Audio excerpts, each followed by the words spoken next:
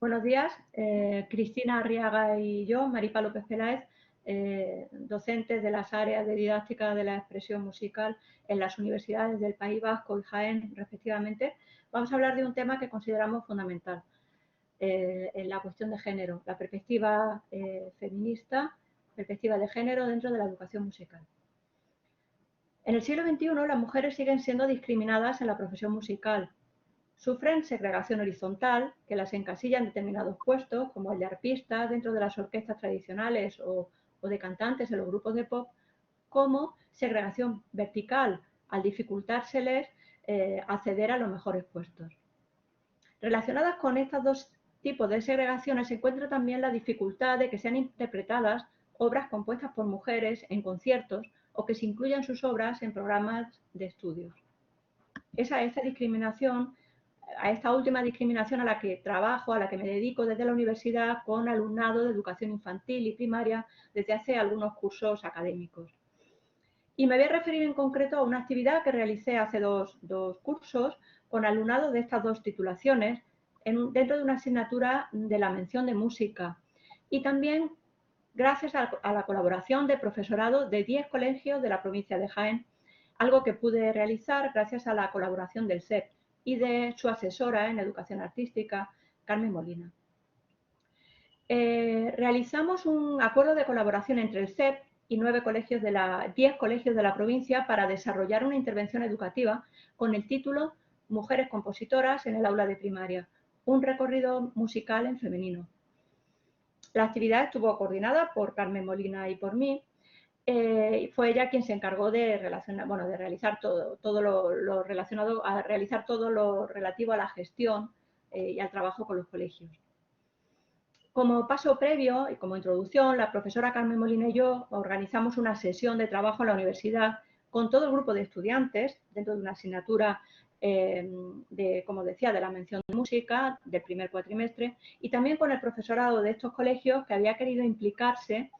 para estudiar posibles actuaciones, posibles intervenciones de cada uno de los grupos de estudiantes en estos colegios.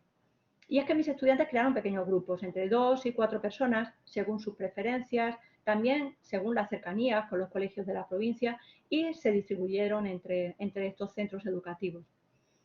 El objetivo era realizar una actividad en colaboración con los y las docentes de estos centros en los que se trabajaran obras de mujeres. Hubo propuestas muy distintas. Algunos grupos utilizaron las obras de las mujeres como punto de partida para hacer reinterpretaciones con los grupos de escolares,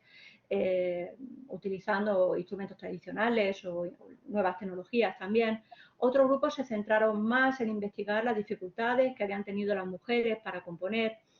Hubo incluso un grupo de estudiantes que invitaron a la clase del colegio en el que tuvieron que trabajar a una directora de orquesta, una joven directora de orquesta, para que contara de primera mano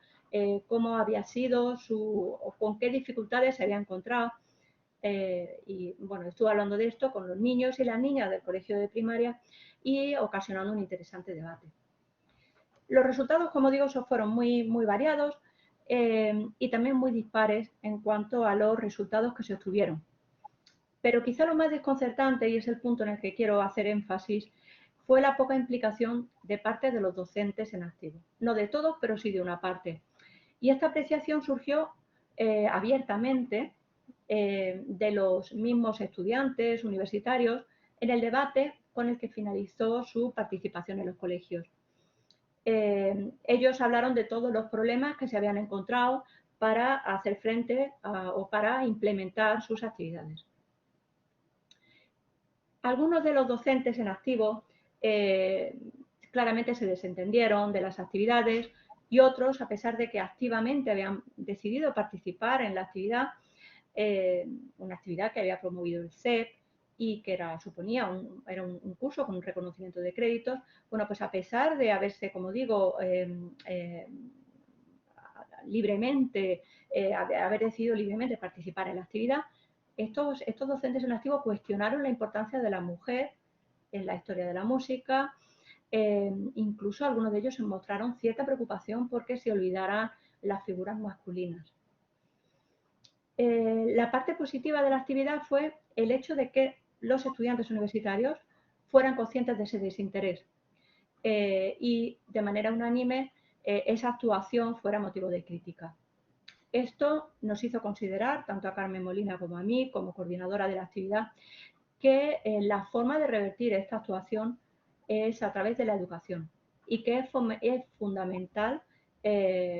crear y fomentar el pensamiento crítico entre quienes serán docentes, entre los que son y las que son hoy día estudiantes de magisterio, de educación primaria o de educación infantil. Y también sacamos otra conclusión muy clara, y es la necesidad de realizar más frecuentemente este tipo de actividades internivelares, ya no solo en la asignatura de música, sino en distintas asignaturas universitarias en las que los estudiantes y las estudiantes entren en contacto con docentes en activo. Si queremos que nuestro alumnado desaparezca la creencia de ese esencialismo de género o de una identidad humana centrada en la figura masculina, debemos colocar a la mujer en el lugar que le corresponde.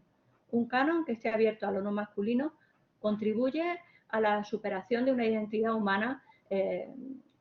centrada en la figura masculina y preparará al alumnado a ser ciudadano capaz de vivir en democracia. Pero una mujer compositora no se explica en clase de música solamente mediante un acercamiento a la música que compuso, sino que a través de las circunstancias que rodearon a la composición de esa música que interpretaron y o crearon. Solamente así podremos comprender la importancia de su papel en la historia de la música. Y podrán analizar también qué es lo que sucede hoy en día.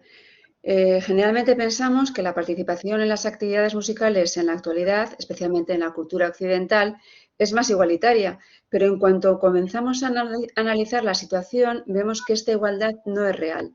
A las mujeres se les ha permitido tocar, por ejemplo, el piano, el arpa, posteriormente el violín, el violonchelo. Es bastante más reciente el acceso a otros instrumentos, la percusión, el metal, el viento, la batería, la guitarra eléctrica y en general los instrumentos de gran tamaño y mucha sonoridad se relacionan más con la masculinidad. También podemos encontrar indicios de que el tratamiento no es el mismo. Por ejemplo, el crítico musical Mark Sweet escribió después de un recital de Yuha Wang, y cito textualmente: pero quizás sea su vestido naranja la razón por la que la noche del martes probablemente puede ser recordada. Esta frase, bueno, no hace falta explicar ni ahondar en el tema, ¿no? Cómo puede todo el arte de una mujer quedar reducido al vestuario que llevó el día de la interpretación, del recital.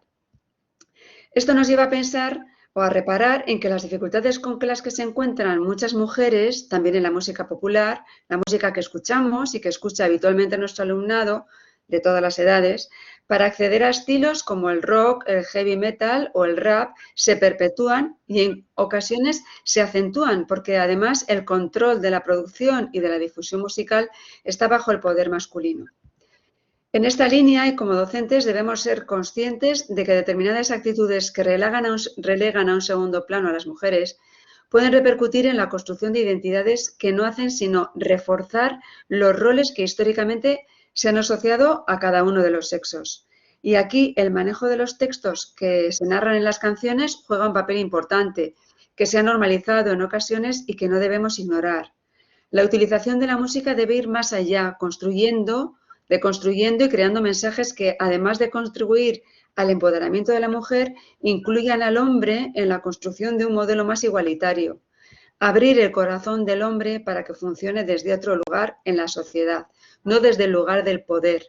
para que pueda adoptar también sin miedo modelos asociados habitualmente a lo femenino y vean las ventajas de la expresión emocional y así poder avanzar en la coeducación. Como docentes en el ámbito académico universitario, vinculado al área de educación musical, nos preguntamos sobre el modo en el que podemos asumir esta tarea. La mención de música de la Facultad de Educación de Bilbao incluye una asignatura optativa que se denomina Interacción de lenguajes, la cultura audiovisual, revisión desde una perspectiva de género, que tiene como objetivo reflexionar sobre la identidad sonora y su influencia en la construcción de la identidad de género a través de la biografía sonora.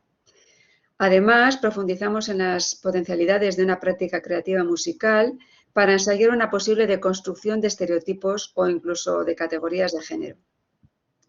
Analizamos, por ejemplo, cómo el ámbito de lo sonoro y lo musical se encuentra sometido a connotaciones culturales que asocian algunas manifestaciones sonoras con estereotipos de género bajo un prisma habitualmente binario y heteropatriarcal. Desde esta asignatura, que compartimos con el área de arte plástica y visual, pretendemos centrarnos de forma específica en las posibilidades mismas de la música como medio para el reconocimiento de la influencia de las experiencias musicales en la conformación de nuestros modos de entendernos y de percibir y actuar en el mundo, además de las posibilidades que puede ofrecer una práctica creativa en torno al material sonoro o al material visual para ensayar esta deconstrucción que hemos mencionado de los estereotipos de género. Partimos de algunas situaciones que nos facilitan este camino. Una de ellas se inicia con una introspección, un análisis de los sonidos y las canciones que forman parte de nuestra vida, nuestros recuerdos. Las canciones, los sonidos, a través de la interpretación de los recuerdos y de las emociones asociadas a ellos, se convierten en relatos de nuestras sensaciones y de nuestras vivencias, constituyen nuestra biografía sonora, que se comparte además con el resto de los compañeros y de las compañeras del grupo y posteriormente de la clase, y nos dan pistas sobre circunstancias que las rodean. Así se analiza desde la perspectiva de género quién compone, quién canta, quién produce, cuántas mujeres, qué sonidos asociamos a ciertos estereotipos heredados, y posteriormente hay un intercambio de opiniones y reflexiones que tiene lugar entre el alumnado, que unido a unas actividades previas llevadas a cabo en el aula, por ejemplo, visionamos cortometrajes, anuncios, bandas sonoras, en las que también podemos ver que tanto como desde lo sonoro como desde lo visual se está contribuyendo a consolidar esa presencia de estereotipos de género. Uno de los elementos con más connotaciones asociadas a roles de género, por ejemplo, es el papel de la voz. La voz cantante visibiliza e identifica al grupo musical y en muchos casos recae en la voz femenina,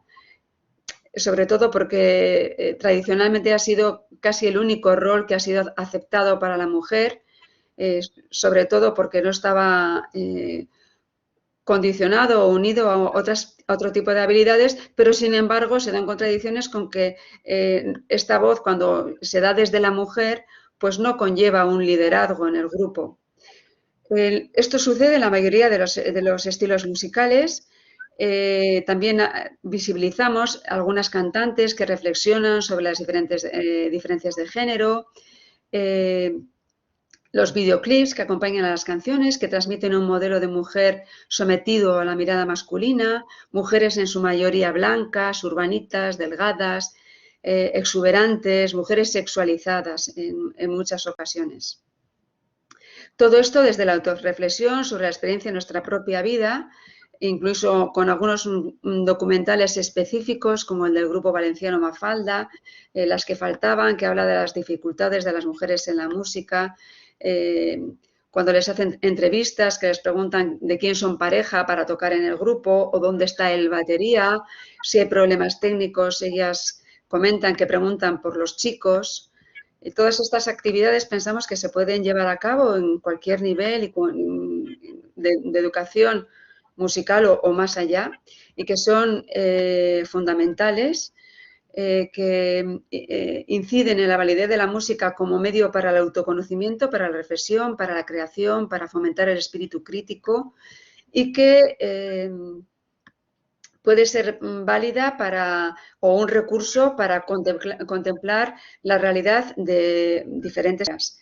En esta línea, algunas de las personas que estamos presentes hoy aquí hemos coordinado y participado en un libro que lleva por título Perspectiva de Género, Música, Arte y Educación, que saldrá a la luz en el mes de septiembre a través de la editorial Grau y presenta diferentes y variadas propuestas coeducativas, artísticas y musicales dirigidas a todos y todas los profesionales de la educación y llevadas a cabo en aulas de diferentes contextos con una mirada feminista y que facilita claves y experiencias pedagógicas para contribuir a la consolidación de la coeducación. Muchas gracias por su atención.